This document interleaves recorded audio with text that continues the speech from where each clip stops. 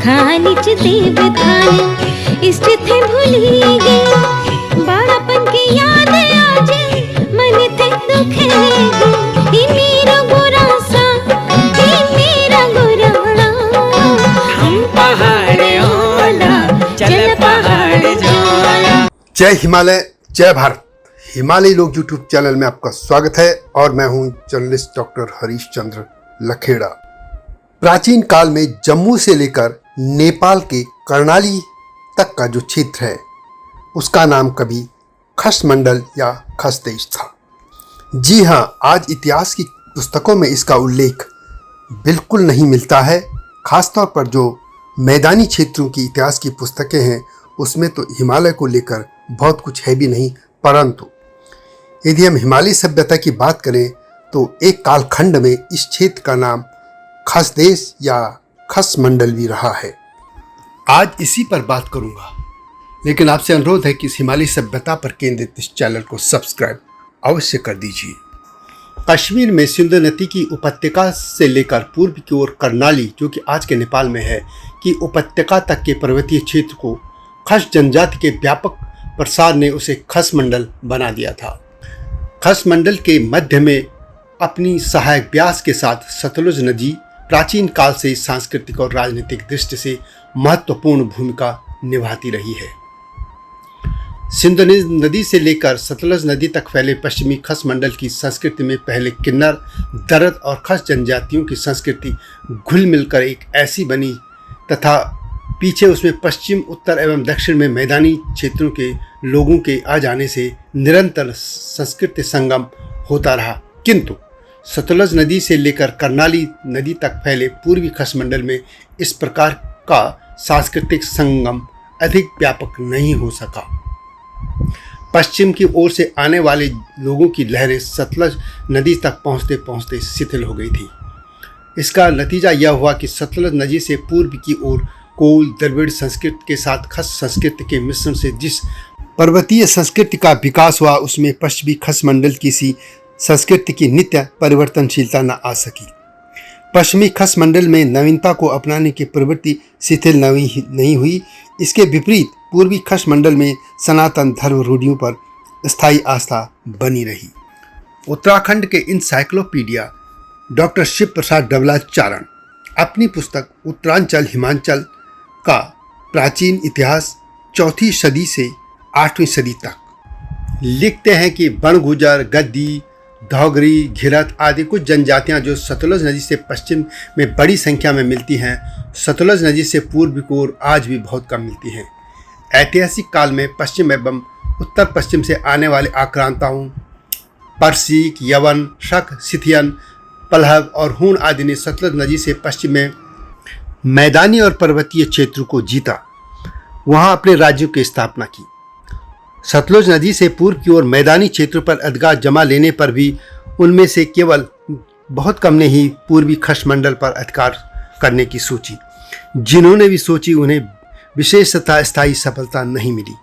कश्मीर का कोई शक्तिशाली नरेश पूर्वी खस मंडल पर अधिकार नहीं कर सका। सतलुज नदी दिल्ली के सुल्तानों और मुगल सम्राटों को पश्चिमी खस मंडल पर आधिपत्य जमाने में तो जो सफलता मिली वह पूर्वी खस मंडल में नहीं मिल सकी। सुल्तानों और मुगलों के शासन में भी गढ़वाल, कुमाऊं, डोटी के पठार और नेपाल के राजा अपने अपने शासित प्रदेशों के स्वामी बने रहे। मुगल इन क्षेत्रों पर कभी भी अपना अधिकार नहीं जमा सके। ये कह सकते हैं कि यह पूरा क्षेत्र जिसमें सतलुज से कर्णाली दो ये जो नदियां हैं इनके बीच का क्षेत्र पूरी तरह से खस संस्कृति का हिस्सा बना रहा। आपको यह भी बता दूं कि महाभारत काल से लेकर 1000 ईस्वी के आसपास तक पूरे हिमालय क्षेत्र में खसों का राज था। यह अलग बात है कि नेपाल आदि क्षेत्रों को छोड़ दें तो बाकी कहीं भी कोई भी समाज अब अपने को खस कहलाना पसंद नहीं करता है। लेकिन यह एक इतिहास है और इस इतिहास को ही मैं सामने रख रहा हूं। तो मैं कह रहा था कि इस पूरे क्षेत्र को खस देश या खस मंडल के नाम से जाना जाता रहा है।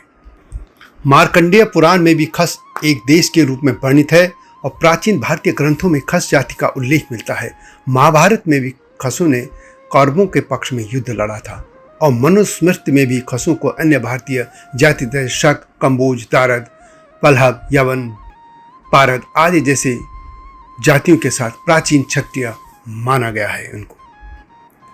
प्रोफेसर डी शर्मा भी अपनी पुस्तक हिमालय के खस एक ऐतिहासिक एवं सांस्कृतिक विश्लेषण में लिखते हैं कि आध्यैतिहासिक काल तक आते आते खसों ने संपूर्ण हिमालय पर अपना आधिपत्य जमा लिया था।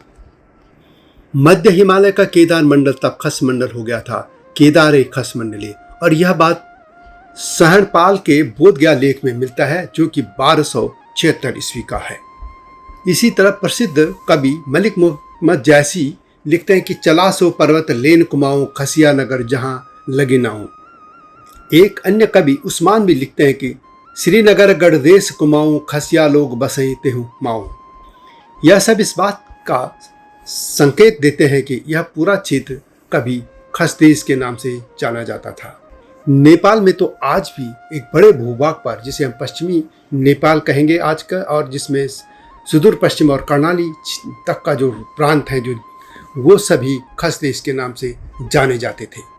यही नहीं, सतलज से लेकर जो उत्तराखंड और हिमाचल का बीच का जो इलाका है उसमें भी यही खस देश माना जाता था। इस पूरे क्षेत्र को खस मंडल के नाम से जाना जाता रहा है। यह अलग बात है कि इतिहास की किस पुस्तकों में इसका उल्लेख बहुत कम मिलता है। कुछ इतिहासकार हिमालय के जो कुनिंद या कुलिंद जो जनपद थे, जो राज्य थे, उनको भी खस राज्य ही मानते हैं और यह भी कहते हैं कि कुनिंद नरेशों ने सतलज की पश्चिम उपत्यका में अपने राज्य का प्रसार किया था और कुलिंद जनपद जो था वो पूर्वी खस मंडल का राज्य था। वैसे कुलिंद साम्राज्य के पतन के बाद लगभग आधी सदी के बाद फिर से पूर्वी खस मंडल में एक शक्तिशाली खस राज्य की स्थापना हुई, जिसने बलशाली और शक्तिशाली गुप्त सम्राट से भिड़ने की हिम्मत की थी, और जिसमें कि ध्रुव स्वामिनी और जो कि राम गुप्त की पत्नी थी, राम गुप्त को हराकर उसी खस राजा ने ध्रुव स्वामिनी की मांग की थी। इस मामले में वैसे इस चैनल में एक अलग सी वीडियो है, आप उसको देख सकते हैं। तो इस तरह हम कह सकते हैं कि सतलज नदी से कर्णाली तक का क्षेत्र, यानी आज के हिमाचल प्रदेश से लेकर उत्तराखंड और नेपाल का पश्चिमी क्षेत्र, ये कभी खस देश कहलाता था।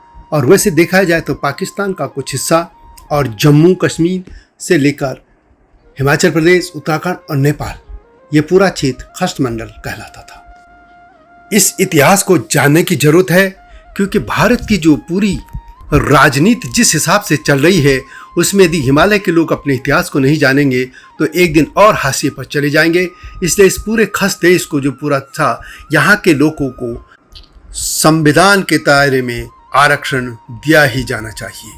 यह एक पहचान है इस पुरानी हिमालयी सभ्यता की और इसको जानने की ज़रूरत है क्योंकि मैदान की इतिहास की पुस्तकों में यह कुछ भी नहीं मिलेगा। न पहले वालों ने लिखा, न आगे के इतिहासकार लिखेंगे।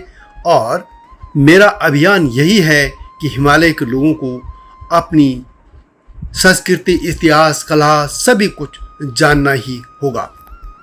वीडियो पसंद आए तो शेयर भी अवश्य कीजिएगा और लाइक भी कीजिए और चैनल को सब्सक्राइब करना न भूलना। नए मुद्दे के साथ आपके सामने आऊँगा, तब तक जय हिमालय, जय भारत। हिमालय पे पेड़ हो तो गीत गाएंगी नदियाँ, गीत गाएंगी नदियाँ। पेड़ों पे चिड़िया है तो गीत गाएंगी नदियाँ, पेड़ों पे चिड़िया है तो गीत गाएंगी नदियाँ। माँ की लोरी जैसे होते हैं नदियों के गीत,